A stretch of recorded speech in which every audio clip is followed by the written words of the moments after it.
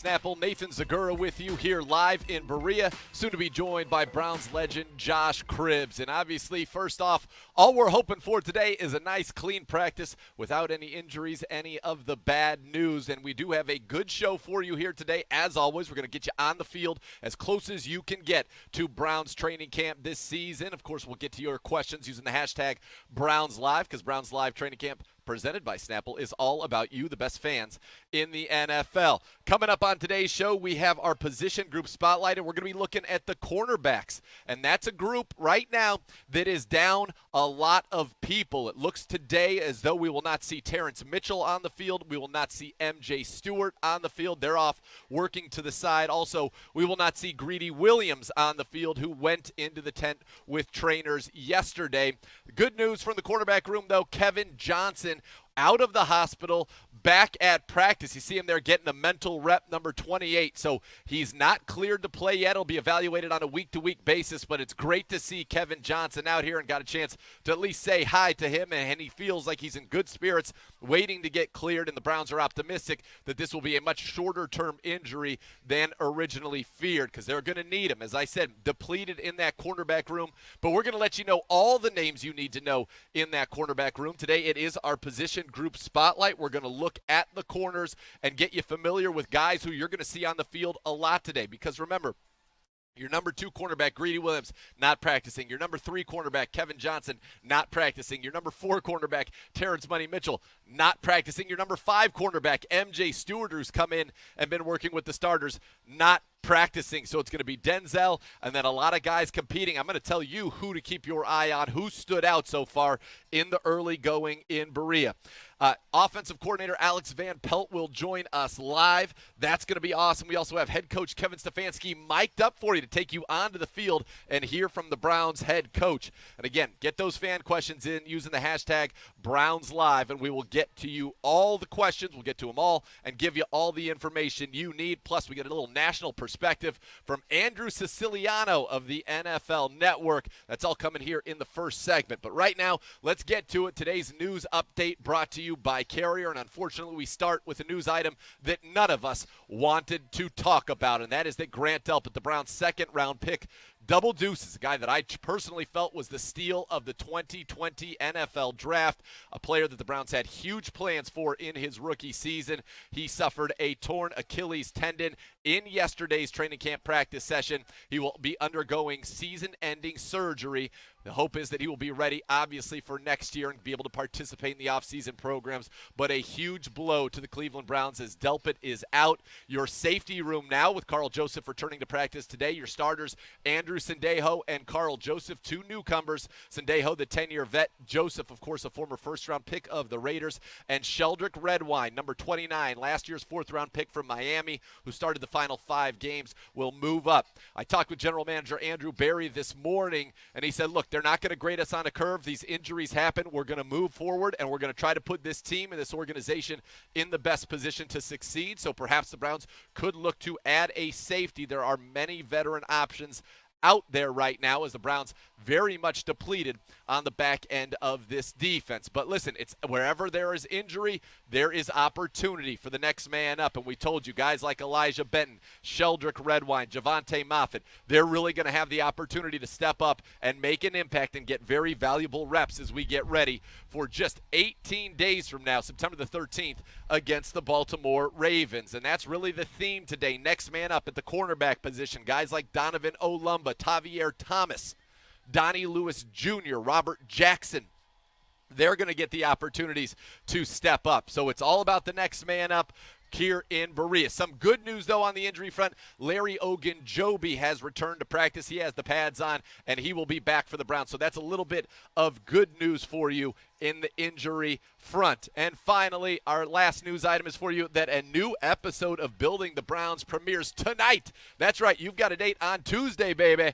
Tonight, 8 p.m., Building the Browns returns to YouTube. So be sure to check that out, youtube.com/Browns, as Building the Browns is back with a new episode from training camp tonight. All right, let's get right into it. Our national perspective had a chance to catch up with Andrew Siciliano, NFL Network host, Cleveland Browns fan, and he joins us on the national perspective brought to you by Global Transport.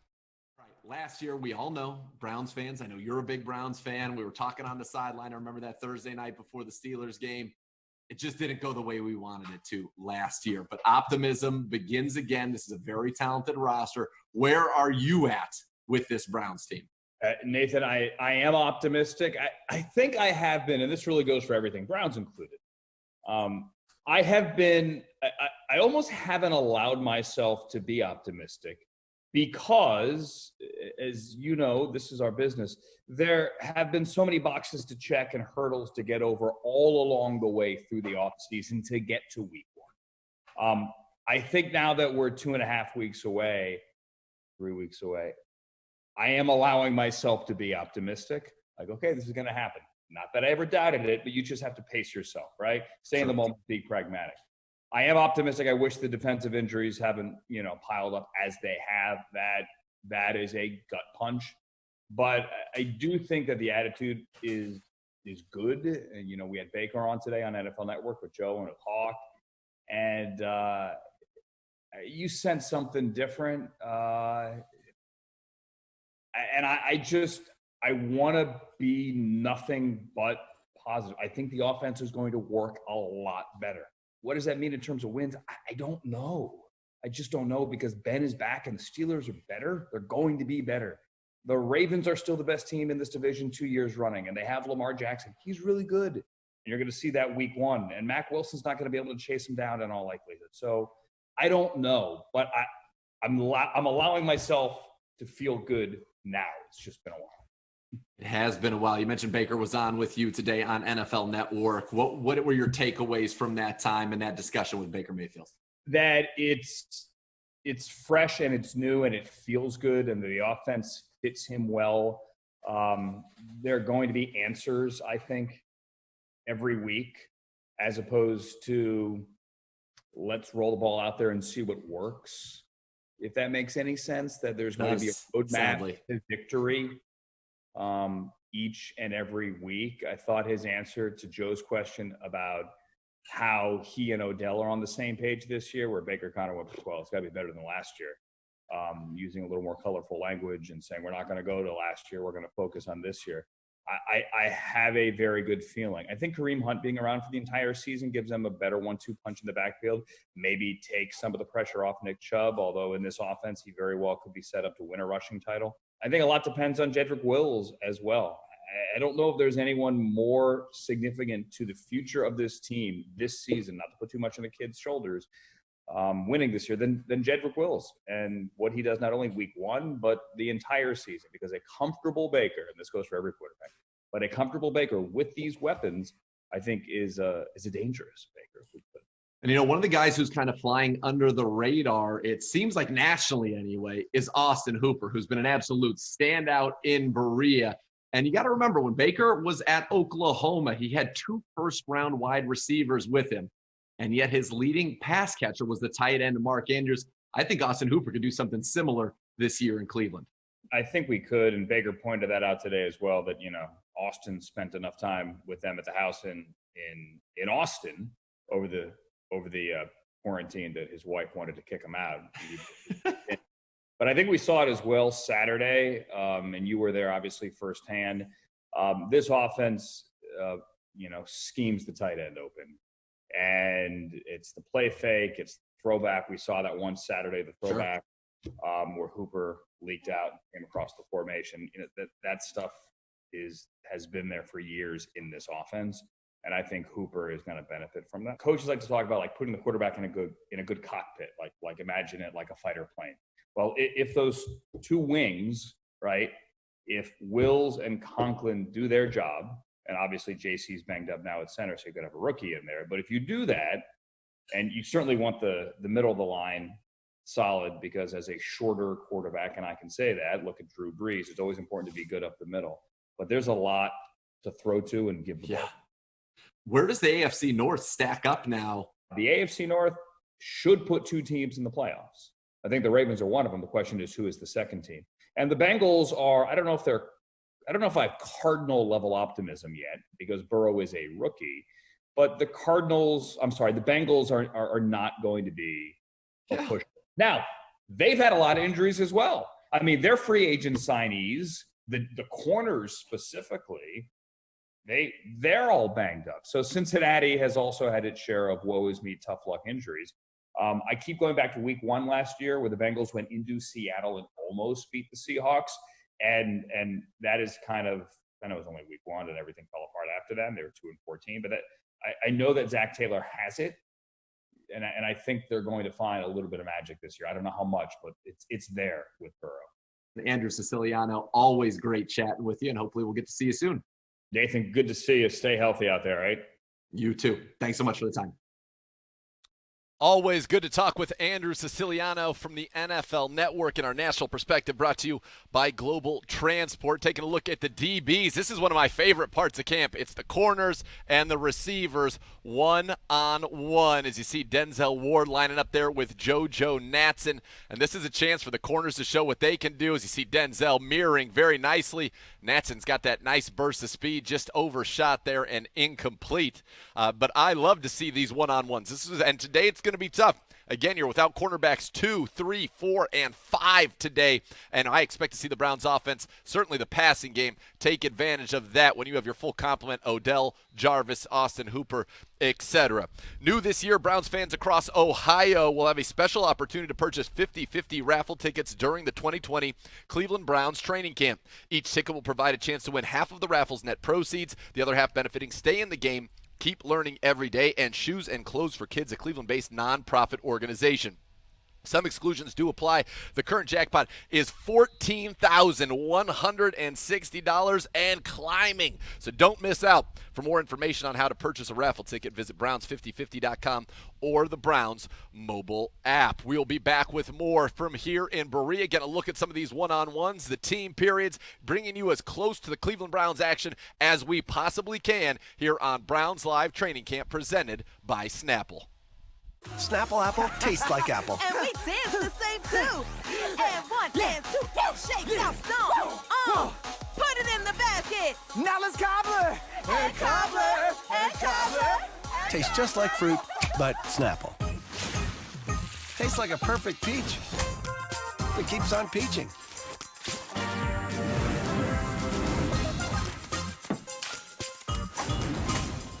Tastes just like fruit, but Snapple. Hi, my name is Kyle, and I'm a pharmacist at Discount Drug Mart, but that's not all I am. I'm a daughter, a wife, and a mother. I'm your neighbor, part of the community just like you. Drug Mart is part of the community too. They have been for more than 50 years. Now, more than ever in these challenging times, your neighborhood Drug Mart pharmacy, all of us, are here to help you. You can rely on us to go the extra mile, whatever you need, every time. I know in my heart that I can lean on my neighbors, and you can lean on Discount Drug Mart. Okay, eyes on me. First, we're gonna start Ohio's 529 plan.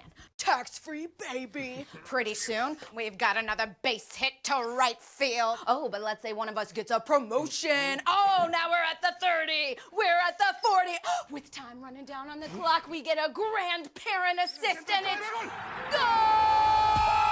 Ohio's 529 plan is how you win at college savings. Learn more at collegeadvantage.com. New this year, Browns fans all across Ohio will have a special opportunity to purchase 50/50 raffle tickets during the 2020 Cleveland Browns training camp. Each ticket will provide a chance to win half of the raffle's net proceeds, the other half benefiting the Stay in the Game Network and Shoes and Clothes for Kids, a Cleveland-based nonprofit organization. Some exclusions apply. For more information and to purchase a raffle ticket, visit Browns5050.com. That's Browns5050.com or the Browns mobile app. Just got my new jersey from the Browns.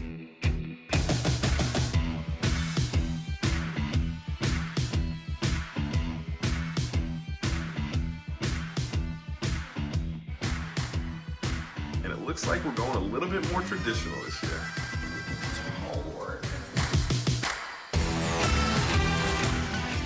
Heck yeah. Oh, I like the white one. Back to the good old days.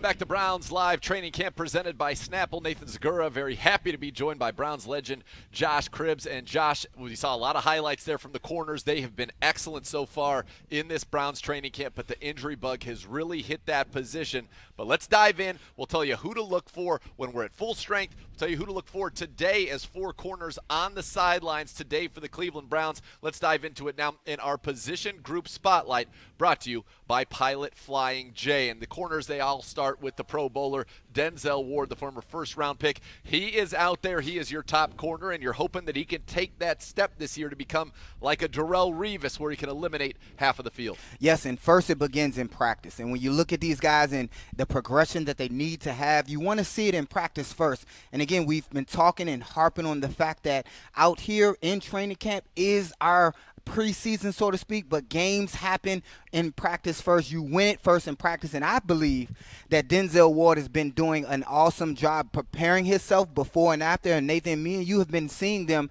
not too far away from the booth right here, that before and after practice, Denzel and Greedy have been working with the coach on their drills, and it's been showing off in practice. He had a pick 6, and we was talking about his pick 6 from last year. So the group has been led by Denzel Ward and his progression. He's done great things on special teams. Well, when I coach here, he blocked the field goal. So this guy has been tremendous for this team. We want to see progress on that. We want to see him continue to be great, just like his counterparts on the other side of the ball in OBJ. But you know, all across the board, this cornerback group has been phenomenal, and they have depth. But again, you talked about it, the injury bug. You know, will they have the elite guys behind them to keep the game going when those guys need to come out for a breather? Yeah, you certainly hope so. As we mentioned at the top, today you're without your number 2 cornerback, Greedy Williams, with a shoulder injury. You're without your number 3 cornerback, Kevin Johnson, the lacerated liver, but it is great to see him on the field behind us here today. You're without your number 4 cornerback, Terrence Money Mitchell, sitting out the 2nd consecutive practice with a knee injury. And you're also without your 5th cornerback, MJ Stewart, who was just acquired from the Bucs over a week ago and has been your starting nickel with Kevin Johnson out. He suffered a hamstring injury in yesterday's practice. So when you think about that as your top 5, that sounds very, very good, and you feel very good about it. We don't know when Kevin Johnson will return. We hope that with Greedy Williams, it is not a long-term injury. Last year, Denzel and Greedy combined to allow only 1 touchdown pass all season long. So they made a great duo, and you're looking for Greedy to take strides in his 2nd year. Cover Johnson was one of the best players in the early going of training camp before suffering his injury. And Money Mitch has been one of the best players in training camp. Multiple takeaways. And MJ Stewart even has an interception, as we saw in that highlight. So these guys, the 4 I mentioned, have all had very good camps and are all very important to what you're doing.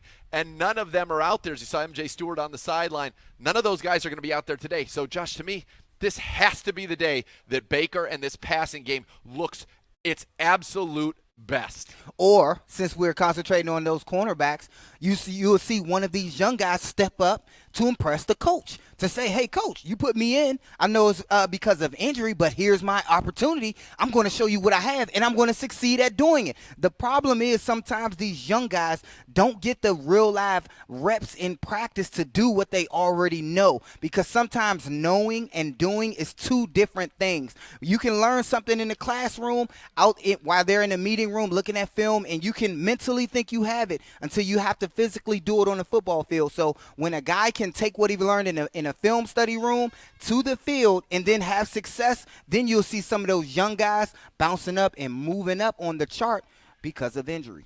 And some of those young guys to keep an eye on today, you saw Tavier Thomas in our last shot, number 20. He's been primarily a special teams ace.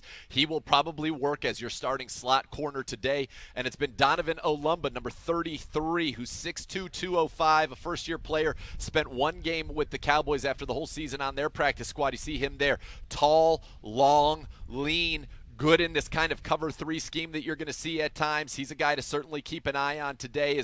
I think we're going to get into, that was kind of a walk-through speed. I think we're going to get into this team, and you see Sendejo and Joseph, your safeties. We obviously know the bad news about Grant Delpit, so Sheldrick Redwine moves up there as your number 3 safety, but today it'll be Olumba and Thomas working with Denzel Ward, and I'd expect to see Donnie Lewis Jr., number 37, last year's 7th-round pick out of Tulane, who has inside-outside versatility, and number 38, A.J. Green, who has been, the top top undrafted free agent in really this year's class around the NFL, as we're seeing them move at a little bit of a faster speed. Donovan Peoples-Jones getting the block down the field. That's what you want to see. A little intensity there on the very first play of the game. Oh, yeah. That's what you want to see, especially in pads. While they can line up against each other, Alumba and Donovan and DPJ, when they line up against, they're about the same size. They're both 6'2", I believe, and they both have some weight on them. That's a good matchup. I'm actually excited for Alumba to get the opportunity to practice more in practice against the ones, starting against Baker and company. But when you look at that group, Tavier Thomas, he boasts speed, so he can play the nickel position in both speed, while Denzel holds down the other side, and Alumba has one side, while Tavier Thomas will hold down the nickel position if he has to. All right, we go back to this team period here, and we see the Browns, Baker Mayfield under center, and a little play action keeper to the right, and a quick throw to Harrison Bryant, who continues to have a strong start to camp. Harrison Bryant has been one of the more effective players for the Browns on offense. Let's get quickly into our Football 101 so we can get you all this action on the field. And today's Football 101 is brought to you by Ohio Cat. We've talked about looking and getting into that press coverage mentality, getting up on the line of scrimmage, something that Denzel and Greedy really emphasizing this year, Josh. Okay, look, this press coverage, their eyes are straight on the receiver. They're going to force them outside to squeeze the space out of the throws, to squeeze the space. So it's a small opportunity and a small catch window. And you see how close he's stuck on that receiver, allowing no space for the receiver to catch the football. And Greedy Williams doing a good job on that release. He was right there, practically ran the route for Robbie Anderson from last year's Monday night game against the Jets. So press coverage, that's going to be an important part of what the Browns do, is they mix things up. They will play some press man. They'll play some cover 3, some cover 4, some cover 2. This is a very multifaceted defense, but the press techniques that Joe Woods employs have been successful all around the league, and that's what Denzel and Greedy have really been putting that extra work into. As we take a look at another one, this is Denzel at the top of your screen against John Brown, one of the most dangerous threats in the league. And so what Denzel's going to try to do is try to get his hands on him, dictate a little bit the route, and he's right there, and he's able to break it up on the slant. That's what you want to do as a cornerback, get your hands on them, control, reroute, so you have a feel for what they're trying to do. And as a receiver, you try to get that clean release where you make them miss, give that little step like Steve Smith used to do, and then you're gone. Absolutely, and when Denzel puts his hand on it at that receiver, or any receiver for that matter, it definitely distracts and messes up the timing of the quarterback. So it throws off the timing of the play. So that's exactly why they love to do that with these corners, because they have the speed and the physicality to disrupt the offense's timing. And the corners are going to be certainly under a microscope today. As we told you, the Browns down 4 corners for today's practice, as we see the second team getting some work now with Case Keenum, as we take you back onto the field with Browns Live Training Camp presented by Snapple. A handoff there, and that one was blown up in the backfield, and that looked like the big fella, number 91, Eli Ankou to me. And Eli Ankou has had a very good camp. If you're saying who's somebody that was maybe on the bubble whose stock is up, I'd have to say Eli Ankou is on that list. 340 pounds in his 4th season, and a guy that, that was going to be Billings. That was going to be Billings in that role. Right. Billings opts out, creates an opportunity. And opportunities for a variety of reasons in 2020 for the Browns, unfortunately, have been created, whether it's opting out, whether it's the injuries we've seen. But Eli Ankou certainly making the most of his as he got in the backfield for a tackle for a loss there. As Case Keenum leads that second team back out onto the field. And a little handoff to the right. Dearness Johnson with a nice jump cut, and he hops it back to the left before running in to Jacob Phillips. And again, there are corners who are going to be getting reps today because of those injuries. We talked about no preseason, guys who would have got a lot of preseason reps. Today is the day that they need to take advantage of their opportunities. Guys like Robert Jackson out of UNLV, who wears number 34 for the Browns. We talked earlier about Donovan Alumba and what we like that we've seen from him. Donnie Lewis Jr., number 37, A.J. Green. These guys are going to get a lot of work with Mitch and KJ and Greedy and MJ Stewart on the sidelines. Yes, and I hope these guys on their off days and on their breaks, they've been diving into those playbooks, because they're going to get more playing time now more than ever because of, like you said, due to injury. Keenum attacking one of those young corners, and that's Robert Jackson on Donovan Peoples-Jones as they looked back shoulder, and Jackson was right there. I really want to see today that this is a day where the Browns offense absolutely lights it up. We haven't really had that day. And I think today the stage is certainly set for it. Yeah, it is. And you can point back to a day that the offense has won, but it isn't like they dominated the secondary like they should today, being as though so many guys are down. Baker Mayfield in the shotgun with Nick Chubb just to his right. A little inside handoff on that stretch play, and the defense was right there. Myles Garrett and Jordan Elliott, the Browns rookie out of Missouri, breaking through the line to get that little thud up. And, one of the things we wondered about today was, were we going to see a lot more physicality? And so far, I would say no. The Browns, I think, they've been bitten by that injury bug. And, Josh, they're not going to make any excuses. They know they're not graded on a curve. Well, yeah, you did a great job, but everybody's hurt. That's just kind of life in the NFL. You see Jacob Phillips working on Donovan Olumbo's helmet there. The Browns in their base defense with Phillips, Taki, and Goodson, the linebackers, matching with the Browns offense. Baker Mayfield under centers. He sends Harrison Bryant in motion from right to left across the formation. Looks like a keeper there. Good job by Bryant to pick up the blitz, but too many there. The linebackers, Jacob Phillips and B.J. Goodson, and that would have been a sack for the defense. Harrison Bryant, though, did a good job. You saw him peel back and give Baker that time to step up. Unfortunately, stepped up right into two linebackers. And, again, a little bit of a rough start here for the Browns offense in today's session. And you mentioned about you wanted to see them dominate, but up front, there's some battle going on in the trenches, because when you do have days like this, they're still giving their moves and doing all the type of hand-to-hand combat up front in the trenches to get things done.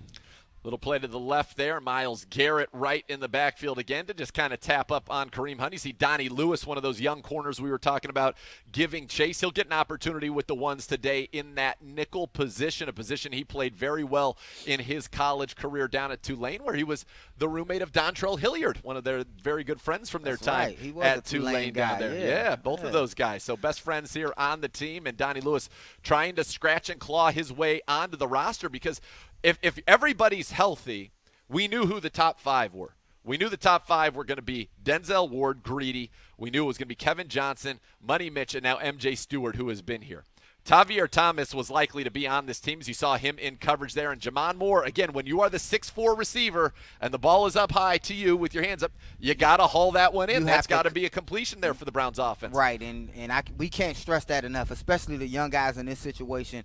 When you get down in the third and second and third string tier guys, especially a day like today when everyone is being plagued with these injuries, you have to catch the football. This is your livelihood. If you're put on this team to catch, or they give you a jersey, especially that number 16, you got to come down with the ball. I don't care how he throws it, behind you, in front, below, catch the ball, because this is your opportunity to make somebody notice you. It certainly is. We'll be back with more live action on the field when Browns Live Training Camp presented by Snapple returns.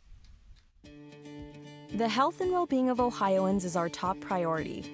That's why we offer high-quality health insurance plans for you and your family, with access to the doctors and hospitals you know and trust, plus dental, vision, and wellness plans to help you achieve and maintain your best health. We give you peace of mind so you can enjoy life's best moments. We are here for you, today and every day. Medical Mutual, the official health insurer of everything you love. Antonio's Pizza delivers doubles. Order 2 medium one-topping pizzas for just $9.99 each, or make it a large for just $12.99. Download our new Antonio's Pizza app and order 2 of your favorite one-topping pizzas at a special low price. Choose our no-contact delivery and let one of our in-house team members deliver the deliciousness right to your front door. 2 handmade one-topping pizzas fresh out of our 470-degree oven for a low price of $9.99 each for 2 mediums, or get 2 large for just $12.99 each.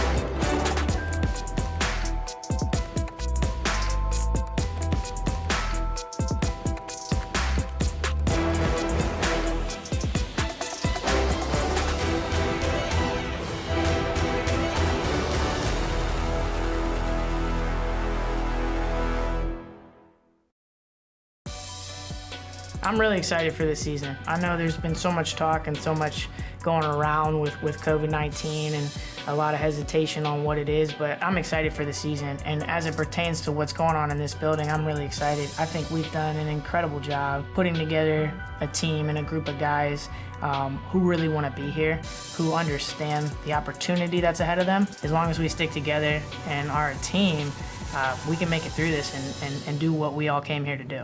Today's Cleveland Browns High School Team of the Day, Elyria High School, paired with Avon Lake to accept the Build the Bridge Challenge. The Pioneers are coached by Devlin Culliver and look to improve this year with a group of seniors led by quarterback Dalen Charlo. To learn more about the Build the Bridge Challenge and how you can be the solution, visit clevelandbrowns.com/youthfootball today. Welcome back to Browns Live Training Camp presented by Snapple. Nathan Zagura, Browns legend Josh Cribbs will go back to the field now and give you more practice footage. Now, while we were in the break, the defense continued its strong day. Carl Joseph with an interception of a pass from Baker Mayfield, and then Jacob Phillips with a great pass breakup on a seam ball, and there's Jordan Elliott with a sack. I got to tell you, this has been, in the early going, incredibly rough for the Browns offense, and not what we wanted to see on a day like this. You like guys stepping up. You like newcomers. All three of the guys who just made plays, the last three. Joseph, newcomer, interception. Need him more than ever on the back end with Delpit out.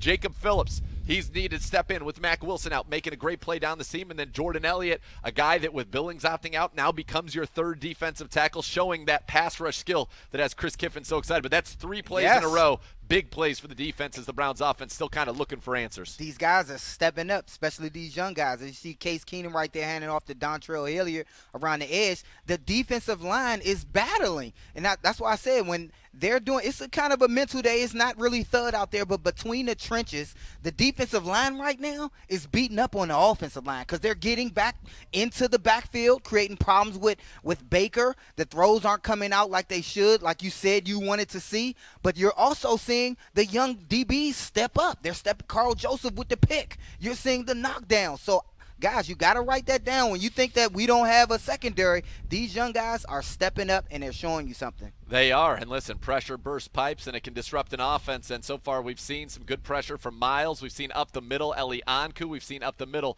Jordan Elliott. And we saw on the one blitz where we saw a good job. Nice stiff arm from Pharaoh Brown there. We saw, on a blitz, a delayed blitz from the linebackers. They did a good job getting the initial pressure. Harrison Bryant did, but nobody was there. So a miscommunication somewhere along the line. And those two linebackers were able to step in and clean it up. Your guy Elliott, he's been in the backfield all day today. He's good. It just started. Practice just started. He is a very talented guy. We keep throwing the stat at you, but I had the highest graded pass rush grade as an interior defensive lineman in college football since 2017. So he has been very good. And in the early going, you see he really just seems to be a guy. As we take a shot down the field, Jamon Moore, number 16, again, just off of his fingers. And on one sense, you can say, Jamon, you're doing a good job of getting open. I need him to come down with it. But we need to catch the ball. A chance for a big play. And I'm rooting for him. We've seen that from the Browns offense the last couple of days from Keenum. He had a bomb to JoJo Natson that was a very well-thrown ball, not caught. That one, another nicely thrown ball, not caught in this offense. Look, 18 days, that's all we have. We're going to have to put points up on the Ravens. I'm very impressed with what I see from the defense. That's great. Yes. And we're seeing a defense, by the way, depleted, and yet guys stepping up. But we need to see this offense at some point get into a rhythm here in these padded practices, and hopefully they do it. Carl Joseph on the blitz. Nice pickup by Nick Chubb down the field and missed. Olumba stride for stride with Odell Beckham Jr. And frankly, from your young corner, that's what you want to see going against a guy like Odell Beckham. A good play from the defense. And again, good job picking. That was actually Robert Jackson on the coverage from UNLV. Another guy, 6'2", good size. But these young corners getting opportunities, getting tested, and showing pretty well. And I'll be honest, I'm not surprised. Joe Woods knows how to coach DBs. Joe Woods knows how to put DBs in a position to succeed, and everywhere he's been, he sends DBs to the Pro Bowl, and these guys are stepping in and looking very good in the early going. Austin Hooper in motion, a little stretch right behind Andy Janovich, and there was Jordan Elliott again in the backfield as Chubb finished this one up, but I think in a full to the ground situation, he was going to have to work very hard to get back to the line of scrimmage. There you see Andrew Sandeo, and there's number 42, Carl Joseph, who had that interception earlier. This defensive front, though, of Vernon and Garrett with Richardson. We're not seeing Larry Ogunjobi. He is back at practice, going through individual drills, no team drills. Jordan Elliott, though, has filled in very nicely. Yes. And you can't help but call his name. You said it. Someone asked a question on Instagram, what other coach besides Stefanski is the most you were excited about? It's Joe Woods. Look what he's been able to do with this defense. Not just the starters, but the secondary guys. Yep. The guys on the second tier and second string. They're showing up today. Myles Garrett around the edge, and that's what he does so well. Look at the hustle there from Elliott giving chase on Baker Mayfield. But you're right. This is the team right now on the field. You have your number 1 cornerback, Denzel Ward, and then the next guy up is your 6th corner, and then your 7th. That's who's in, and yet this defense has given nothing. I can't even think of, honestly, of the last time we saw a successful play other than a little swing out to Harrison Bryant. Some of these guys may have to move up the depth chart, and that's what happens when guys take days off or there's injuries. Other guys show what they're capable of doing in times like this versus the number ones versus Baker and company. You see a Lumbo against OBJ, he does well. Big, solid frame against a smaller type receiver. He covered him up well. My hat goes off to Joe Woods and what he's been able to accomplish with this team so far. There's no question Joe Woods has been sensational with what he's done on the defense side, and you wonder how many corners do you end up keeping, because Tavier Thomas, he's going to make this team for just what he does on special teams. Now he's playing this corner. Alumba looks like he's going to make this team. So that's 6 or 7, depending on if Kevin Johnson's ready for week 1. Certainly probably 6, maybe 7 ultimately coming out of that room because of what they can do on teams. Exactly, and that's what it's going to come down to, what they can do on teams, how they can help this team, and if they're going to be active on game day. Jarvis Landry just walked into the building as well for the Browns. Unclear on what happened there. We'll look to give you updates, and hopefully it's just something simple, because, frankly, I've had enough of these bad things happening here in Berea. Let's get to your fan questions using the hashtag BrownsLive. Max Holmes, 1994, says, who looks like the top 3 leaders out there right now? Anyone standing out? Okay, so if you're talking on defense, let's move on that side of the ball. B.J. Goodson, he came in. He's a veteran player who's coming in and creating havoc on the defense already. He's been able to make his communicative calls, and everyone's listened to him. He's the savvy vet. Another guy on the offense side, Baker, of course. He leads by example. He's vocal in the huddle. That's something that Austin Hooper allowed us to see. He told us, gave us a little insight, said Baker commands that team. So between those two, a lot of guys, those might be your rah-rah guys. Hey, listen up, do this and that. Your third guy might be Chubb. Hey, look at me and see how I go to work and follow me. And he doesn't, like, again, I'm not all keen on the rah-rah type of leadership, but when you have a guy like that who you can just watch and mimic them, it's always good to have one of those on your football team. Yeah, you're right. And I agree with you completely on B.J. Goodson, and I'd even add Andrew Sendejo. I think he's done a good job kind of taking command of that back end of this defense. So let's get another fan question using the hashtag BrownsLive. 27 Savage Boy 16 says, if the season were to start tomorrow, do you think our linebacking core can compete at a high level? I think so. With B.J. Goodson coming in there right away and being able to match the game. He already had a pick a few days ago. You see Taki running sideline to sideline. He wants to start his impact to be able to, have his name recognized around the league. You see these guys coming in. They just picked up a guy, I think Malcolm Smith, right? Yep. And you see the linebacker core shaping up.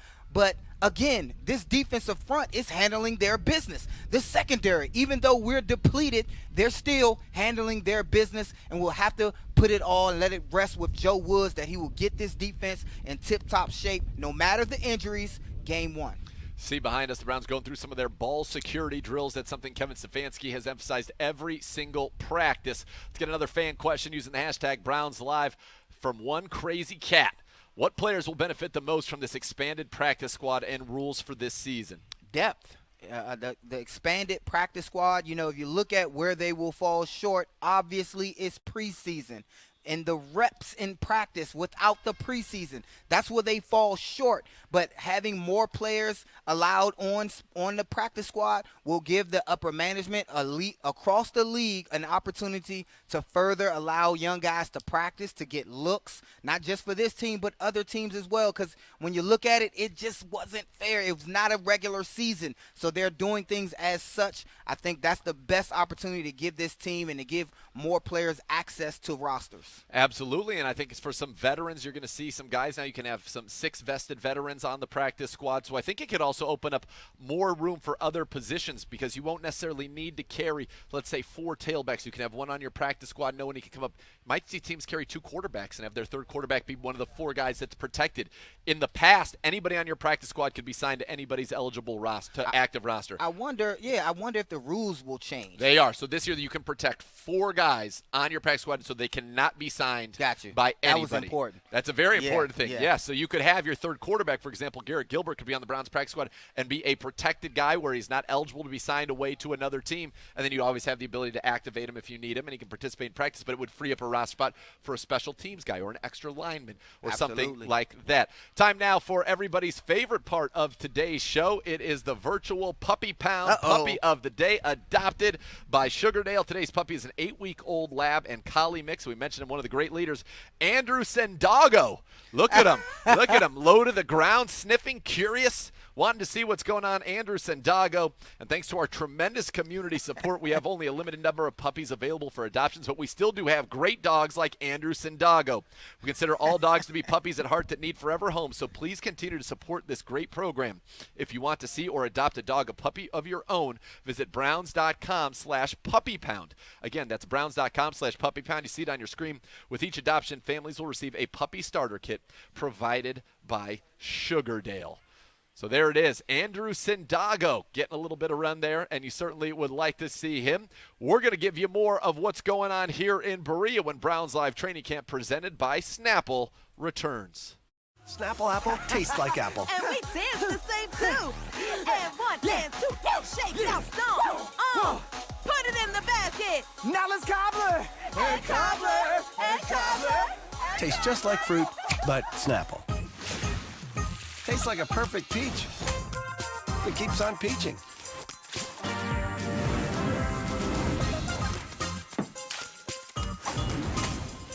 Tastes just like fruit, but Snapple. The world has changed, but some facts remain. Every 40 seconds, someone has a heart attack. And every hour, over 700 people suffer a broken bone. While those numbers haven't changed, there are fewer people seeking the treatment they need. If you're injured, sick, or in pain, it's safe to get the care you need at university hospitals. Protecting your health with science and compassion. That's UH Safe.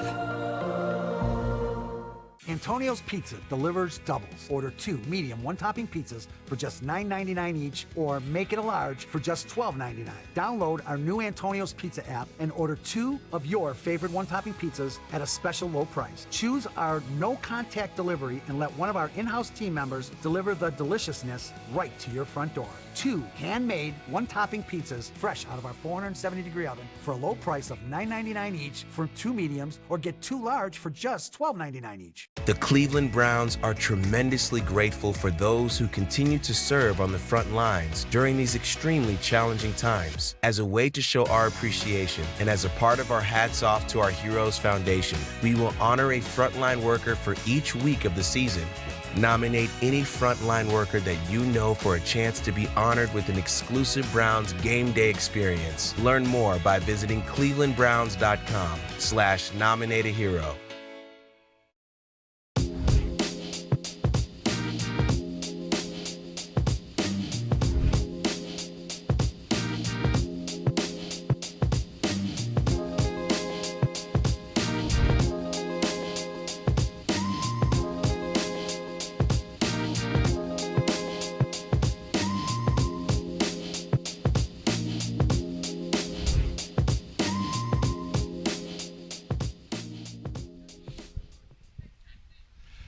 Our dog of the day, brought to you by Sugardale, is Lauren Dodge from Mentor, Ohio. Lauren is a season ticket holder who's been a Browns fan for as long as she can remember. And rumor has it, the first words out of her mouth were, "Pittsburgh stinks."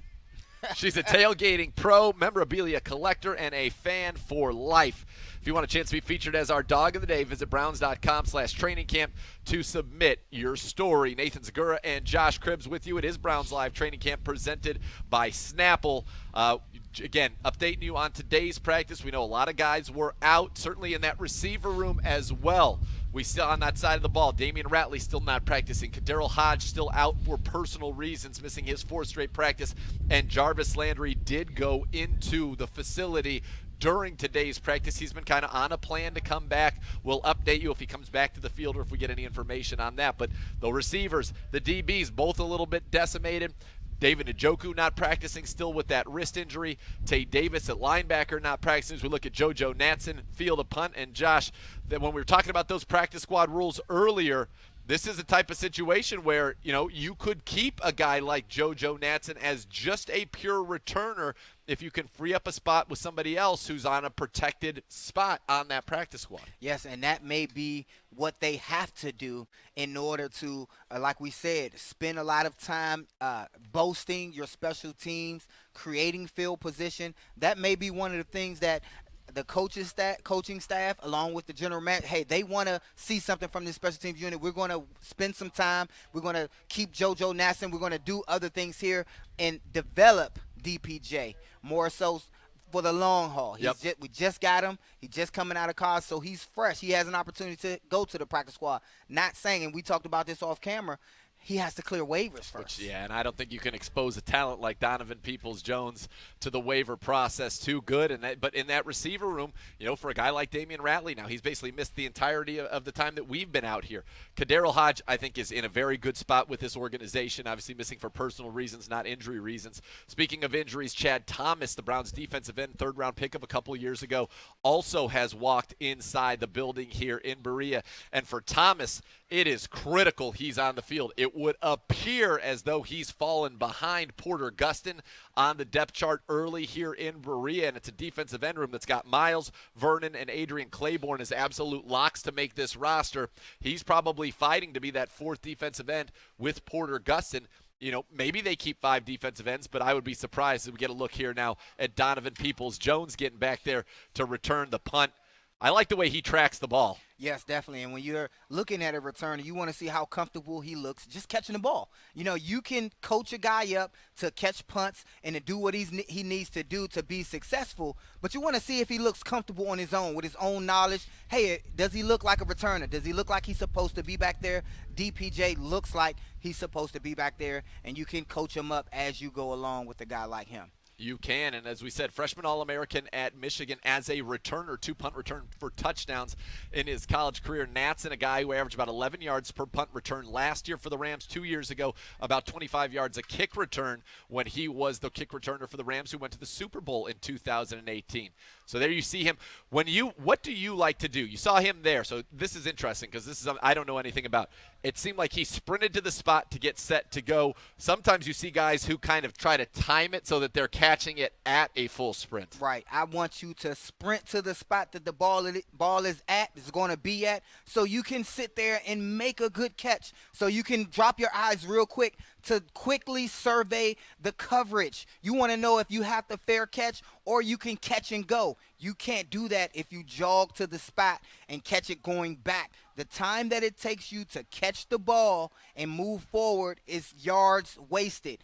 Sprint to the spot, catch the ball, get north and south, then make your moves on the defense. And there's D'Ernest Johnson returning that kick, and D'Ernest Johnson battling with Dontrell Hilliard to be the team's 3rd running back. And it's interesting, last year Hilliard did a lot of returning for this team.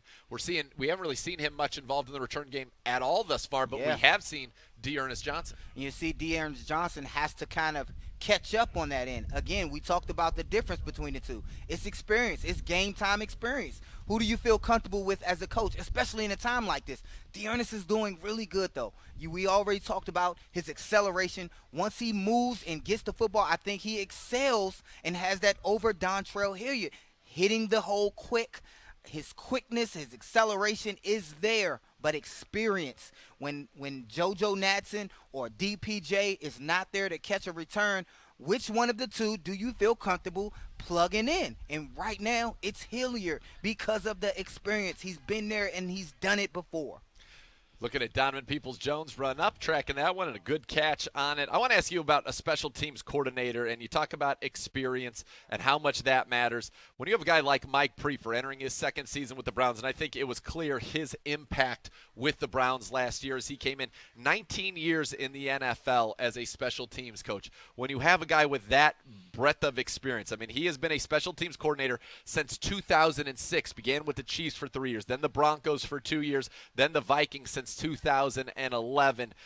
When he was the special teams coach of the year in 2012, he sent a lot of people to Pro Bowls. David Tyree, Cordero Patterson, Blair Walsh, Chris Hansen, amongst them. Patterson as a returner, one of the guys who kind of modeled his game, I'd say, a little bit after you. Yep. Multiple-time first-team All-Pro under Mike Prefer. When you have a guy like that with that knowledge, how helpful is it for the guys? It's very helpful, especially when you're revamping a football team. Look, when you got a guy like Prefer, you see normacy on the board, on the smorgasbord. Normacy, get back to consistency. Well, we want to be top rank in the NFL when it comes to special teams. You get a guy like Prefer who's been there. He's done that. He's, like you said, he's put multiple returners to the Pro Bowl. He can get the job done. Again, it's that normacy that we're looking for. Consistency, not just in the coaching staff, but he provides that consistency that he filters down to his players as well. The second half of today's practice is going to be loaded up with teamwork, which we will be bringing you as they take a break, getting ready for a little install coming up next. So let's go inside the huddle. Let's hear from our head coach, mic'd up, Kevin Stefanski, mic'd up, presented by Discount Drug Mart. You want to try the whistle? Okay, you ready? Yeah. That will cause your eardrums to take note. Play fast, fellas. Break the huddle with a purpose. Play fast. Let's go. First opportunity to set the tempo. Let's go. Hey, first opportunity to practice hard and practice smart, all right? You guys set the tempo in white and in brown. Let's practice hard and practice smart. Good rep, good rep. Hey, take care of each other. 2-1. Hey, yo, Denzel. Come here. Nice job. That was smart. Nice job. The best reps are when it's just not a clean look. Because in the easy ones, like, I could do the easy ones. When the hard ones come, just learn from those, right? Your receiver falls down, the back goes the wrong way. You forget the motion, right? That's okay. Learn from that play. That's going to happen in the games. Now make a smart one. Get us back to 2nd and 10. Go make a play. All that stuff. That's the practice reps. Like AVP, we're just talking about even the practice, like learning from the bad practice reps is so valuable. Like we can be on air and run 7-on-7 and everything's clean and crisp, and then you get out here, I think it's great. All right, you guys are tired, right? There's a football shape. I think we all know that, okay? We're playing 60 minutes in 29 days. We will have you fresh, I promise you that, for that game. In the meantime, there's a lot of work to be done, okay? I can see it in that second half of practice. It starts to lull. What I would ask you guys to do is pick each other up, all right? There's a standard that we expect. There's a speed at which we play. We got to do it every single time without fail. And that's going to come from you guys holding each other accountable. You hear me? You feel what I'm saying? Great work today. We're going to get a breather tomorrow, right? Great work today. But we just got to make sure that we continue to finish, because I'm not going to speak on offense, defense, or special teams. I'm not going to speak playing fast into existence. We have to practice fast. And we got into a lull there, all right? Here we go. Team on 3. 1, 2, 3.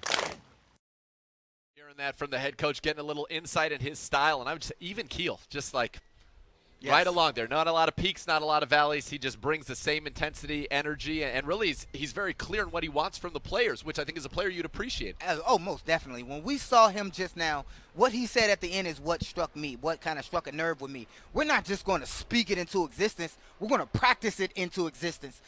Other words, what you do in practice is what you're going to do in the game. That's what I like to see, and that's what I like to hear from your head coach. All right, let's get to our fan questions, because we like to hear from you using the hashtag BrownsLive.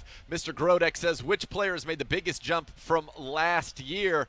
And I think there are a couple options. We had a similar question a couple days ago, and I said Sione Takitaki, and I think I'll stand with that. I think he's made a massive jump. And look, I don't know what Donovan Olumba did, to be honest with you, down in Dallas. But he's impressing me, and for him to have been available, I'd imagine he's made a pretty big leap here so far. And another one I'll say on the defense side, Eli Ankou, because he just continues to play at a high level in this camp. Yes, and I have to agree with you with Taki, when you're talking about this team and who needs to have a big jump, we want to see the big jump from that linebacker room. Taki is a prime candidate. We're basing what we're saying now off of training camp, what we've seen so far, and what we hope to see in the future, again, come game one. All right, time now for today's special auction item of the day, and these auction items have been spectacular. Today's is no exception. You have a chance throughout training camp to bid on these special auction items to benefit the Browns Stay in the Game education program. That's the Cleveland Browns Foundation program. Today's experience is Bring Coach Stefanski to Work Day. Add some motivation to your workday with an online visit from Coach Stefanski. Coach will tune into your virtual meeting, provide a motivational speech and a Q&A session via Zoom. This will be a workday you won't want to miss. To bid on this experience and many other once-in-a-lifetime experiences, visit browns.com/auctions. That's browns.com/auctions. We'll have more Browns Live from Berea when we return right after this.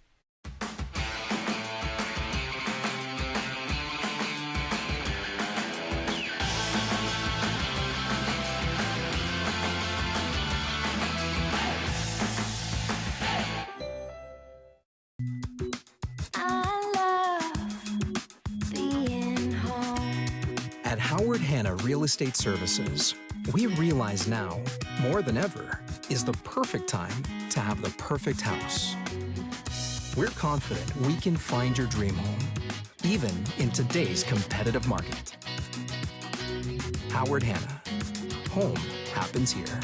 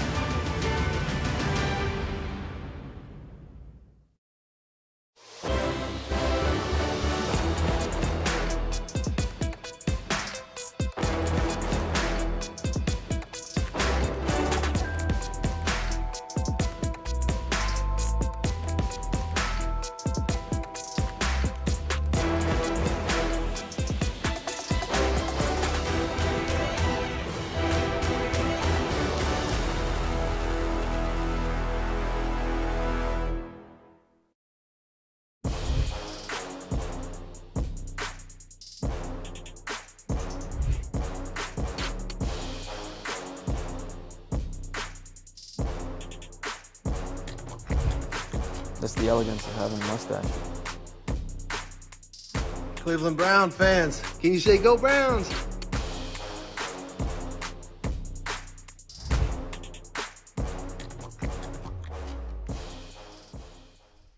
Welcome back to Browns Live Training Camp presented by Snapple. Nathan Zgur alongside Josh Krebs giving you all the action on the field here at today's practice in Berea, plus a little commentary and insights you can only get when you're talking with somebody who did it at the highest level possible in the National Football League. Before we get back onto the field, let's take a look at today's Community Spotlight, and this is part of one of the features with one of the big partners of the Stay in the Game, Keep Learning Everyday Network called Proving Ground, an initiative of Harvard University. Interim Director Dave Hirsch discusses the important role Proving Ground plays in helping school districts identify and test solutions that will help students improve their attendance and decrease chronic absenteeism. Very happy today to be joined by Dave Hirsch, the Interim Director for Proving Ground at Harvard University. Dave, thank you so much for being with us, and thanks for all that you do for the Stay in the Game, Keep Learning Everyday Network. Yeah, thanks for having me. Happy to be here. All right, let's start at the beginning. How did Proving Ground become involved in attendance intervention work throughout Ohio? Sure. So Proving Ground started actually off in education software, but we pivoted over to attendance largely because attendance is just such a high leverage impact point in education. And, you know, the reasons are pretty darn simple for that. If kids aren't present, they don't learn. And if they don't learn, what's the point? So So we pivoted over to attendance, and we had already had a few partners in Ohio. But the long and short of it is Ohio is just a really strong partner from Palo on down. It's a state education agency committed to this kind of work and has great institutions like the Browns and the Browns Foundation. And so kind of from that kernel of having a couple of districts, it's sort of blossomed into a much larger relationship. And can you describe the Proving Grounds role in the Stay in the Game network and how that partnership came to be? Absolutely. So Proving Grounds' role in the Stay in the Game network is largely as sort of the evidence generation infrastructure. The districts obviously are kind of the anchor of all of this. They're doing all the kind of work on the ground. They're supporting students and families and all that. We support those districts in being able to kind of capture evidence on what's working and what's not, so they can do more of what's working for students and families and less of what's not working for students and families. The Stay in the Game network tie-in is, while we're really strong in the evidence generation world, we're not super strong in the sort of campaigns and marketing world. And so we have the partnership with the Browns Foundation sort of gives the districts and us access to just a whole nother universe of resources that allows us to promote Browns Foundation, to sort of set up this network where we're kind of like this three-headed monster attacking attendance. Well, we certainly appreciate the time and all the great work you're doing in the Stay in the Game network, and thanks for your time today. Thank you so much. All right, the Cleveland Browns Foundation, in collaboration with Proving Ground and the Ohio Department of Education, have partnered with 14 school districts throughout Ohio to both encourage and support nearly 90,000 students to hashtag Stay in the Game and keep learning every day. Learn more at gettoschool.org. That's get2school.org. Nathan Zgura, Josh Cribbs, Browns 7-on-7s going on behind us. We'll take a look at that here on the field. And Josh, no pass rush. We talked about how that line was affecting things. Here's where you want to see this offense start to get it going, even under normal circumstances. You don't want to see the ball hit the ground in 7-on-7s, especially today with the depleted secondary. And so far, the secondary started off good as Baker tried to find early on Odell against Donovan Alumba. The ball was thrown a little bit wide, and they weren't able to connect. Baker trying to get everybody lined up right where he wants them to. As we hope to see, let's get a nice rhythm here. I'd like to see 4 or 5 completions in a row. Ball out quickly. There we go. Little swing pass out to Kareem Hunt. So far, we've seen them have some success working that underneath game. Unfortunately, we have not seen them be able to push the ball down the field in today's session. Yes, and during 7-on-7 periods, practices are scripted, but you would like to see those high-performance plays, those high-performance passing routes, get the quarterbacks back on rhythm. And that's the rhythm that you've been talking about, Nathan, with especially your guy, number 6, Baker Mayfield. You want to see him on track. You want to see him completing the balls he's supposed to complete, as well as run the offense steadily. And, again, it's scripted. So these guys are doing these on purpose, the high percentage passing routes. There's a nice catch by Jamon Moore, and Moore, he seems to be able to get open. I'm glad to see but it. He hauled that one in, which is something we haven't seen a ton of, but and definitely seems to be able to get open. That was his second catch, and he caught another pass during the break, and I had to say that because we're on him, especially because he has that number 16 on. So I have to give credit where credit is due. But, again, if he drops a pass or anybody drops a pass, we have to get on him to allow them to see, hey, you got to catch everything thrown your way. That's just how it's done in the National Football League. But he did haul in 2 passes there, one you just saw. Certainly did, as Case Keenum working under center here in this next 7-on-7 play. A little pump fake double move, wanted to go down the field, ends up checking it down. Good coverage, and that's the newest addition to the Browns. Number 59, Malcolm Smith, was right there on Dontrell Hilliard to make the tackle. And Smith, as we said, a veteran.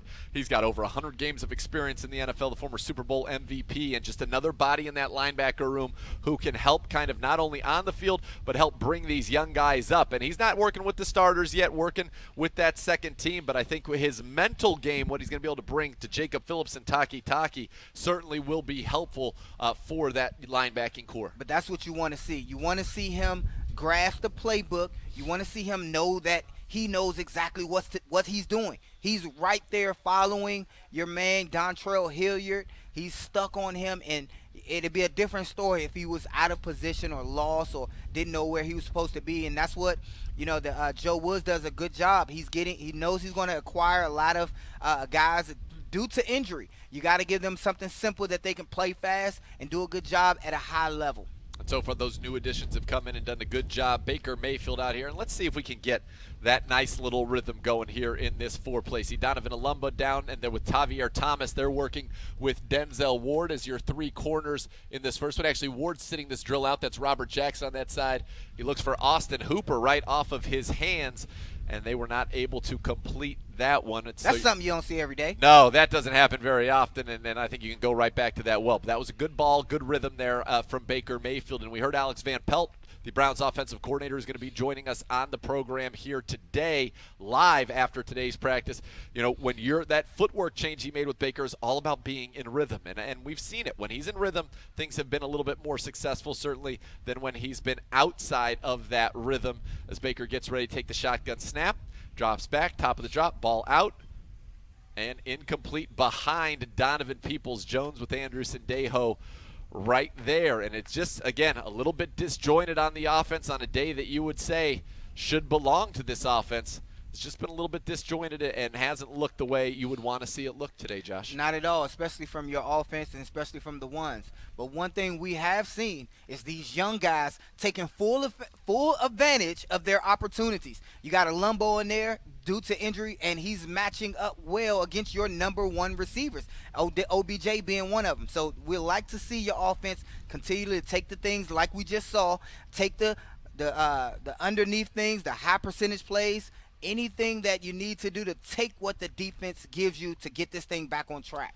Little check down to Benny LeMay, and honestly, that's been kind of the best play so far for this offense, getting that underneath stuff to their running backs. And again, hopefully we can see this moving on. But, you know, Jarvis Landry goes into the building earlier. We have not seen him return.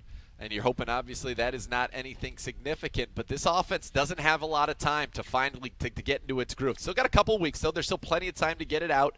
And as Kevin Stefanski said, he's not scheming the offense for what they expect from the defense. As Baker Mayfield looks down and rips one down the right side. Good coverage by Alumba. And, again, incomplete, targeting Odell Beckham Jr. And that's been one of the stories of the day today, is just a lot of incompletions. The Browns' completion percentage, not high, Josh. It's not, and the 7-on-7 right now is not where the standard needs to be for them to have a good practice. So they definitely, as an offense, have to pick it up tremendously when you're talking about running the offense smoothly. Yeah, you certainly hope that they can do that going forward and get a little bit of a rhythm going. See Porter Gustin doing a little work in the defensive line against the offensive line drills in the 7-on-7 with no O-line out there. You see these guys working. As a nice completion from Case Keenum to Harrison Bryant as we get back onto the field with you. They're working against Tavier Thomas. And this defensive backfield, now we're seeing the safeties, Elijah Benton and Sheldrick Redwine on that second unit. Up front, you see the big fellas. They go through their paces, just kind of working on some things. It's kind of the opposite. It's kind of a 3-on-2 is what they're doing, or a 3-on-1 over there. Just getting a little bit of work there. Daniel Aquale and Joel Bitonio. That's actually Walker, the newest defensive tackle that was added to the roster, number 69, getting a little work against Joel Bitonio.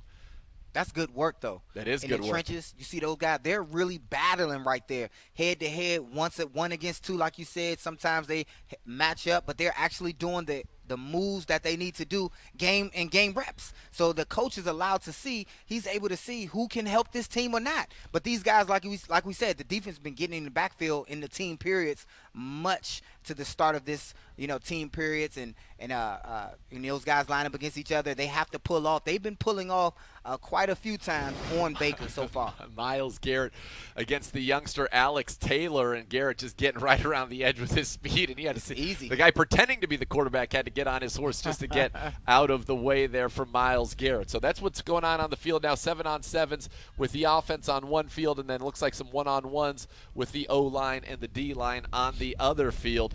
Let's take a look there. Sheldon Richardson going to work against Willie Wright. Good job by Willie Wright to bring him across the formation. And this is good. This is good work. And you see Bill Callahan standing right there in the light-colored hat, telling these guys what they need to work on and trying to get that unit ready to go. As we see Garrett Gilbert in the third-string offense now in the 7-on-7 portion of today's practice. Gilbert dropping back, looking, and underneath, a nice little completion there to Jamon Moore underneath the defense. You see Kevin Johnson, M.J. Stewart, two of the Browns' top cornerbacks, looking on at the action here in Berea today. And so far, very good day for the defense. Carl Joseph's interception probably has been the big highlight for the offense.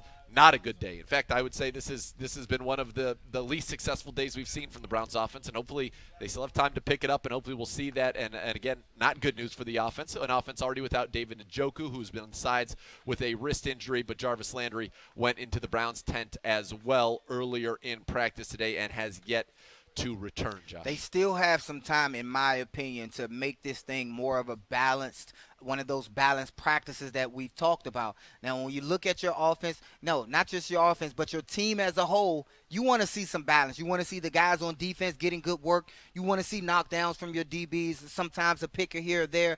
But you want to see some good things done on the offense side of the ball as well. And right now, like you said, Nathan, it's all the defense right now, all defense. So we're looking for, in this next period, for the offense side of the ball to pick things up. And so what you're going to get here, it looks like, from our vantage point, is you're getting a lot of the second team offense going against the first team defense. Denzel Ward not participating in these team drills, as I can see him on the sideline, as the Browns probably just out of an abundance of caution saying we need to make sure we keep one of our top DBs healthy. As Keenum drops back, quick throw behind Carlson, almost picked by Tavier Thomas and B.J. Goodson. So they're going against the Browns' quote-unquote first-team defense today, and that's a first-team defense where your three cornerbacks are Robert Jackson, Donovan Olumbo, and Tavier Thomas, three guys that wouldn't have been in your top five going into the day, but they're playing well. And I got to tell you, Jeff Howard, the DB coach, and Joe Woods have to be very pleased with what they've seen today from their young defensive backs. Oh, yes, definitely. Keenum dropping back, looking a little bit of pressure off the edge, and throws over the middle just past the hands of Steven Carlson. See the Browns' two guards, Wyatt Teller, Joel Bitonio talking in the background, Nick Chubb and Kareem Hunt standing there as well as Keenum and this second-team offense. 0 for 2 here in the early going against this first-team defense, or a combination of the defense that is the first team. Again, no Denzel today, no Greedy, no Terrence Mitchell, no M.J. Stewart, and no Kevin Johnson. But it is great to see Kevin Johnson out of here on a positive note as he's been released from the hospital. He's cleared the COVID protocols and is out here with his teammates getting ready, hopefully, to get back on the field sooner rather than later. Case Keenum taking the shotgun snap, a little stunt on that left side, and he checks it down to D'Ernest Johnson as we saw a little pass rush game. And it looks like they're doing kind of a move the ball period here, maybe a 2-minute drill, and this will be 4th down. That's what they're doing. It's a move the ball period, 4th down here. The Browns on 3rd down picked up about 6, so 4th and 4 to try to get that first down. Keenum looking, firing, Jamon Moore just past the sticks, and it'll be a first down. They'll get on the ball. And these is, for me, just as somebody gets to watch it, I love seeing this. Move the ball. It so much more resembles real football. And the Browns' second-team offense going to try to capitalize on that first down there. Keenum dropping back. Garrett coming around the edge. He has to sling it out to Dontrell Hilliard for a modest gain with Taki right there as they try to move the ball down the field, get into scoring range against the Browns' starting defense, and a defense that is, willing right now, Josh. Right. We'll concede the underneath, but we're not going to let you beat us over the top. And so far, nothing has gotten outside of, these very short underneath passes against this D. Your line, Garrett, Richardson, Elliott, and Vernon have certainly been given this offensive line all they can handle, as they've been quite around Case Keenum quite a bit. And this move the ball, hurry up style offense forces your young guys to think quickly, think on the fly. Again, recognizing the defensive coverages and running the correct plays. So it gives the coaches a lot to look at. Garrett pushing, and that probably would have been blown dead as a sack, as Garrett was able to push Chris Hubbard back into Case Keenum. Incomplete pass there to Dontrell Hilliard. You're watching Browns Live Training Camp presented by Snapple. Nathan Zagura along with Josh Cribbs. And Josh, we're out here today at an earlier practice time than we're used to, and the defense certainly set their alarms. They've been very good thus far. The offense looking to build some momentum, and I think that next period where you have the Browns 1 offense against the Browns 2 defense, that's where you're going to want to see it humming. Right now, Case Keenum, though, and the 2 offense on the field against the Browns starters on D, and you see Donovan Olumba in the foreground, who's had a nice day as they look to kind of get down the field and make something here. Nice little pass to D'Ernest Johnson, although B.J. Goodson was right there, and you wonder if that was full contact, what the outcome of that play would have been, as the offense has to hustle, get back on as the clock ticks down on this Browns second team, and Keenum clocks the ball there.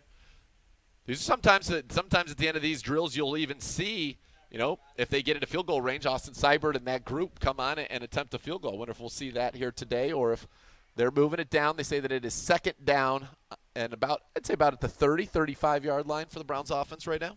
Yes, and again, man, I would love to see Case, run the offense and make the throws that he needs to make. A lot of times those dump passes should be very high percentage, and you see he started out 0 for 2 when it comes to throwing the ball, the first one being to the tight end, slightly thrown behind. You want to see a guy like him who's not really a number 2 guy. You want to see him with a high percentage plays completing those routes. So 2nd and 10 for Keenum here, and that play blown dead. Could have been a false start on the offense, but that's the end of their 2-minute drill. They had one opportunity, they were down 2, moving the ball, and that one for the defense. Again, score 1 for the defense, and that really, if you want to sum up today, score 1 for the defense, that has been the theme of today's work. But now we get the Browns starter offense, the ones against the 2 defense, and hopefully we can see this team move the ball down the field and get a little rhythm for Baker Mayfield and company against this Browns defense that now will be, significantly depleted in the secondary because this is the second group. So corners really, let's see, you're out 2 through 5. So I was about to say your down, twos was down, just up. Yeah, you're down quite a bit there on that cornerback depth chart. So these guys have an opportunity. Donnie Lewis, you see there, last year's 7th-round pick, to really make a statement if they can hold down the Browns. Baker starting in shotgun in this 2-minute drill, dropping, pumping, looking, throwing. And I believe it was complete. I do not know who, but since the offense is moving forward, we're going to go ahead and say that was a completed pass out to the left side as they get to the line of scrimmage to keep moving. Here it is, about 9-yard gain to the left. Mayfield over the middle now. Quick short one there to Kareem Hunt, who's able to pick up about 7 or 8 before being tagged down. So they're moving the ball here on the first 2, getting about 9 yards than each of those first 2 completions. Mayfield sending out the orders as they have about first down, closer I'd say to about midfield now, as the offense in this 2-minute drill on the move. Baker down the left side, overthrowing his intended target there, Hollywood Higgins. So it'll be 2nd and 10 for this team. But even the ones that are being completed, it just doesn't look easy. Right. It looks like that's his last resort, the check down, which is a good sign. You're seeing Baker. He's wanting to throw the ball down the field, but he's taking his high percentage check downs to the running backs in space, which does give them opportunity to create, yards for this team to move them closer into field goal range. You wonder if this thing's kind of opens up a little bit down the field throwing the football. Baker in the shotgun again, dropping back. That's a good rhythm throw down the seam, but behind Austin Hooper in a crowd. There were quite a few white jerseys there, and so it'll be 3rd down and 10 to go for the Browns starting offense here in this 2-minute move the ball period, Josh. And right now we can't speak it into existence, but I want to will them into some productive play. You want them to, but understand, we're going into 2-3 weeks of practice. This offense has done a lot of the same things against this defense. So understand, this is not like playing against a new team. This team on defense has seen these plays before, and that may be the tell of the 2 cities. Mayfield looking over the middle, too high for Austin Hooper, who had just come out of his break. And it will be 4th down, and Hooper has really caught everything. And today, those are 2 that were certainly in what you would call his wheelhouse from prior to today. And I think it just kind of sums up everything that's going on. Even the old reliables are not getting it done for this Browns offense as they face 4th and 10 now against the Browns' second-team defense. And a chance to, all it takes is 1. Hopefully you get the first down here and you can start to get something positive going again for this Browns offense here. It'll be Baker with Kareem as he sends Hollywood Higgins out to the left. Couple of tight ends to his right, and it looks like Odell Beckham Jr. wide to the right here. That looks like a false start by the Browns offense. That'll back them up and make it 4th and 15 here with the game on the line. And this is one where you're the defense. Get back to the sticks, keep it in front of you, come up and make the tackle, and the Browns are going to have to push the ball down the field and throw one in there. 4th and 15 now to move the ball. Again, this is the Browns' second-team defense. You see the corners, Donnie Lewis, A.J. Green out there as well for you. This will be a big play. Baker Mayfield in the shotgun, Kareem Hunt off of his right hip. So he takes the snap, drops back. He's got a good pocket. He's got to get it down the field and overshoots. He had Odell Beckham Jr. open on the deep dig. That probably did not make Joe Woods happy to see somebody that open, but the ball sailed 5 feet, 10 feet too high, and that was a highly unsuccessful period, Josh. It definitely was. I'm the king of positivity. All you guys know that. I have some excuses, but I guess we'll get to it. We'll get to it later. Because I have some excuses on why this team isn't playing up to par. We could just say that. They're not playing up to par right now. They certainly have not today. Let's get into a little trivia where we can get a correct answer and have something fun. Who was the last Browns player to block a field goal? The answer when we return. And I think, Josh, you may have even tipped the listeners off to this one prior to the program. Today's trivia brought to you, as always, by Howard Hanna. Back with more Browns Live Training Camp presented by Snapple right after this. Snapple apple tastes like apple. And we dance the same too. And 1 and 2, shake now, stomp. Put it in the basket. Now let's cobbler. And cobbler. And cobbler. Tastes just like fruit, but Snapple. Tastes like a perfect peach. It keeps on peaching.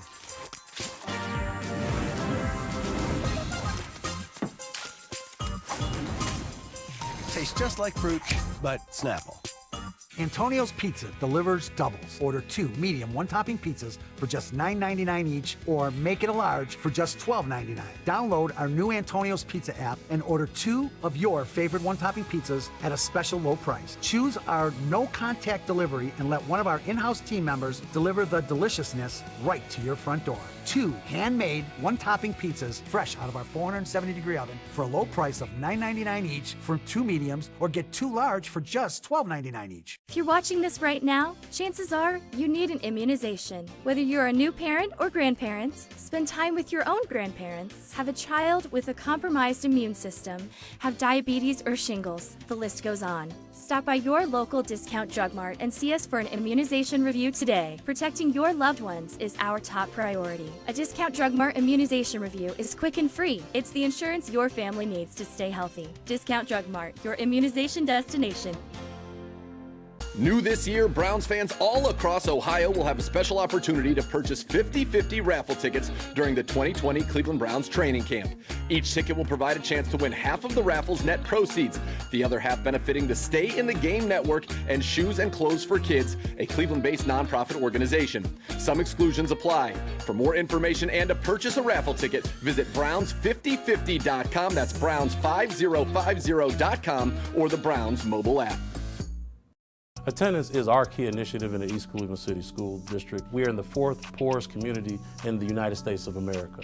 And we have young people now that are in our communities and in our cities that need education in order to help them prepare for the future. The work of the school can't be done without families and the community at large.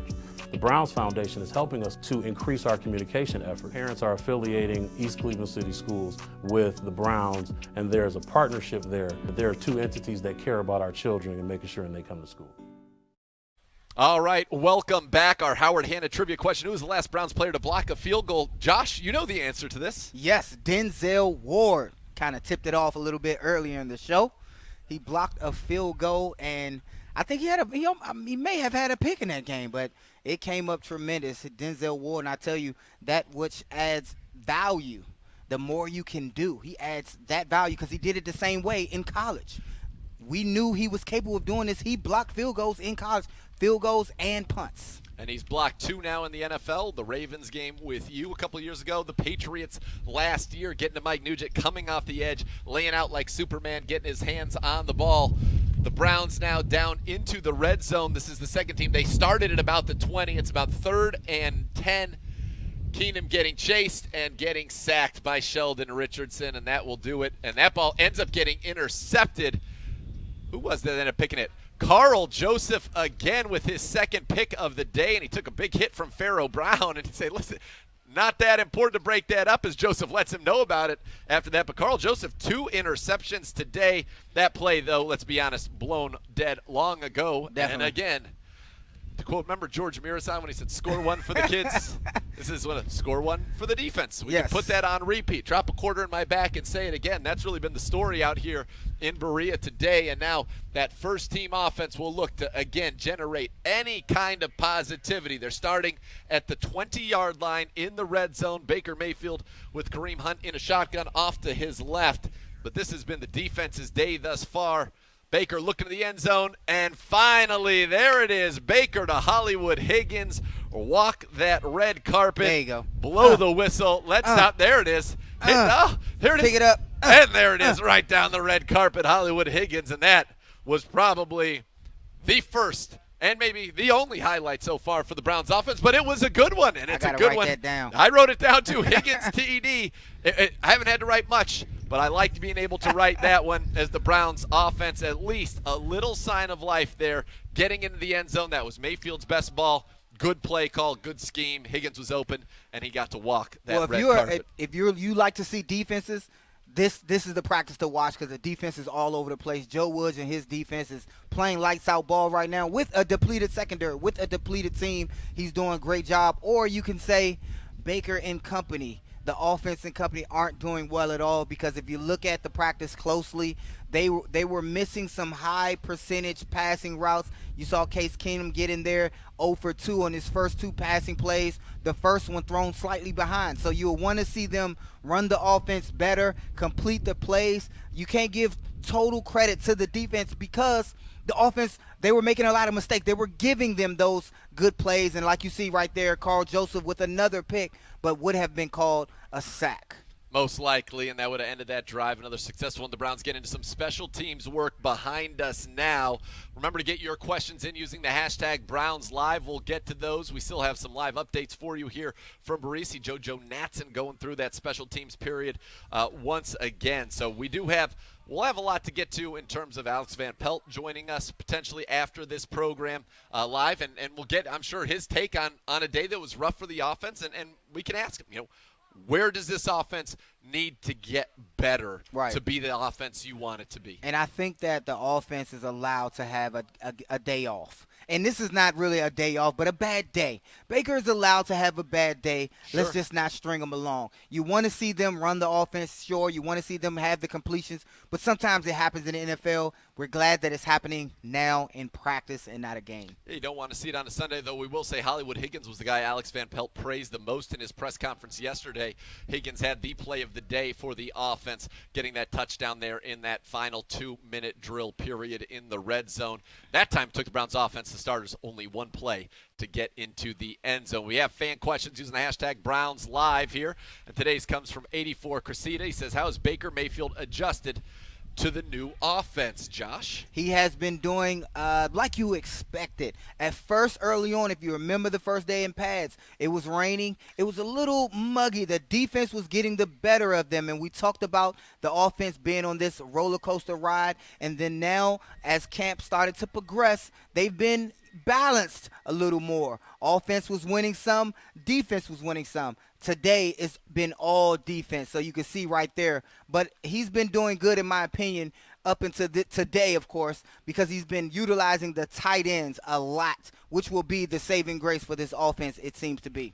I'd say it's been up and down for Baker. Yeah. And listen, you're learning a new system. You're going through that. You're not scheming up plays for the defense that you're seeing, and I think it has presented some challenges. I think Baker had a lot of throws today that he probably would tell you that wasn't the ball placement that I wanted. Right. And I think that when he's more comfortable, we're going to see that ball placement and that accuracy improve, because that's what you need to be in this offense. You need to be precise. They will scheme things up for you. They will create clearly defined reads. As Kevin Stefanski said, we will eliminate the gray, but when you have the opportunities, and I would go back to that 2-minute drill. You had 4th and 15.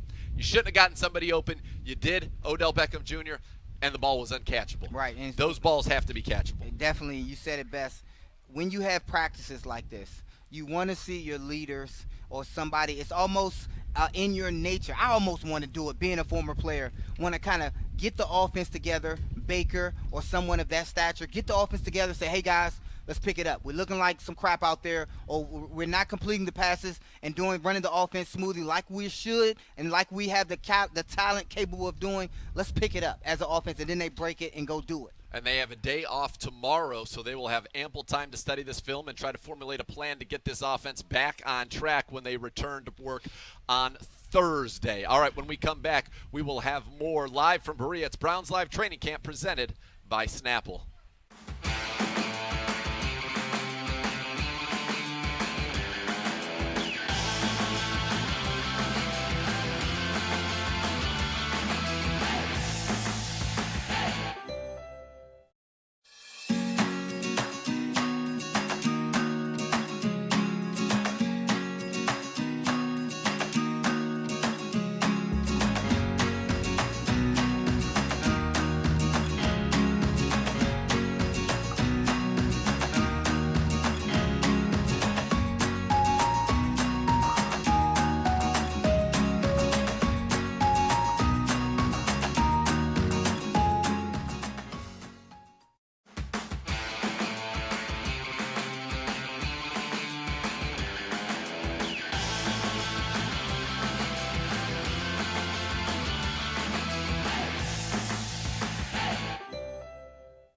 Just got my new jersey from the Browns. And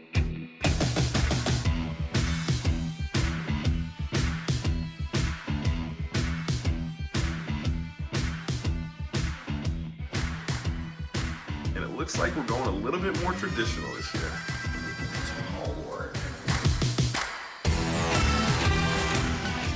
Heck yeah. Well, I like the white one. Back to the good old days.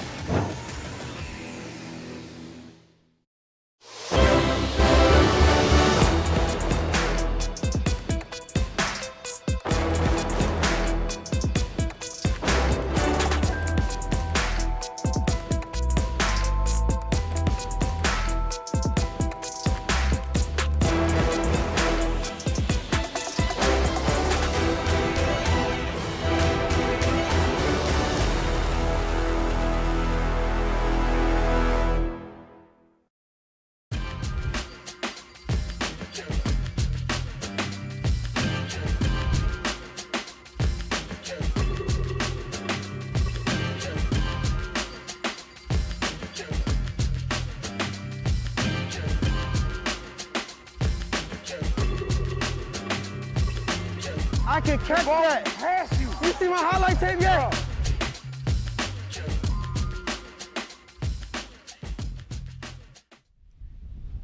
Welcome back to Browns Live Training Camp presented by Snapple. Time to take a look at our photo of the day, brought to you by Medical Mutual and taken by our very own Matt Starkey.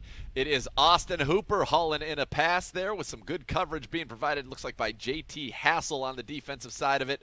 Hoop and this offense had some moments, but all in all, a little bit of struggle. But that one, boy, that is beautiful to see. Austin Hooper going up high. Great picture from our very own Matt Starkey. Nathan Zgura, Josh Cribbs. Looks like the Browns starting to wrap things up behind us here on this Wednesday. They will be off tomorrow, as we told you, going through a little special teams. And that thud you just heard, that was a rocket from the Scottish Hammer, Jamie Gillen, working down Coffin corner, trying to make that play down there in the end zone. And those are the big ones. When you have a chance to get them down at the 1 or the 2, the difference between that and taking it back out to a 20, that's a big chunk of the field there. It is. Field position matters. I'm glad they're taking, more of a better approach to special teams, but they went out and acquired the key positions of special teams, returners, your kicker in Seibert, and you got the hammer, and you want to win that field position battle, and it was tremendous of them going out, this organization going out and proving to everybody and saying, hey, special teams matters to us. Kevin Stefanski, as you see there, bringing the whole team together. Looks like the conclusion of this practice, and really just an odd and kind of a little bit of a bummer in terms of the 4-day period. You had the first 4 days. You had off on Friday. You were going to return Saturday, Sunday, Monday, Tuesday. You had a good day on Saturday. That was supposed to be the prelude to Sunday, getting back into the pads. And then we know what happened. The 77 false positives around the NFL. They didn't have an opportunity to really do it on Sunday. They kind of ended up with a 50-minute walkthrough practice that Kevin Stefanski couldn't participate in. Yesterday, a good day of work, but a day certainly marred by injury to Grant Delpit, lost for the season with the Achilles injury, an injury to Greedy Williams. MJ Stewart went down. And then today, Jarvis Landry going into the tent. But really, you saw those young DBs step up. And I think that, if of anything, was my big takeaway today. Carl Joseph, we know we want to have Delpit. We need you to look like that former first-rounder. He had 2 interceptions today. They did a good job. Those young DBs did a great job stepping up. And Stefanski's going through, talking to his team, looking to the offense a little bit right now. It seems like in the early portion of this talk, and imploring them, we've got to take care of our business out here. Talk about all 3 fields. He's doing a little lip reading. He said offense, defense, special teams. We've got to all handle our business there. And so, look, you're going to this day off defensively. You're feeling very good about what you've been able to accomplish. You're feeling very good about the depth, about guys stepping up and taking advantage of opportunities. Offensively, you're probably searching for some answers and saying, look, we've got, another 4 practice period, Thursday, Friday, Saturday, Sunday, to try to get this thing going and get back into the kind of rhythm that we're looking for. And I don't know if Kevin Stefanski's wrapped it up or not. Could have been just a little team talk there saying, let's go ahead and get back to work and let's end this thing on a good note. All right, let's take a look now at our play of the day from today's practice, brought to you by University Hospitals, and it was the highlight for your Browns offense. It was Baker Mayfield finding Hollywood Higgins from 25 yards out here in this 2-minute drill, the move the ball period. It was the very first play after the defense got the better of the offense, the first go-round. Baker dropping back, top of his drop, ball out, and he saw Hollywood Higgins get behind A.J. Green, and in between Green and Elijah Benton for the touchdown.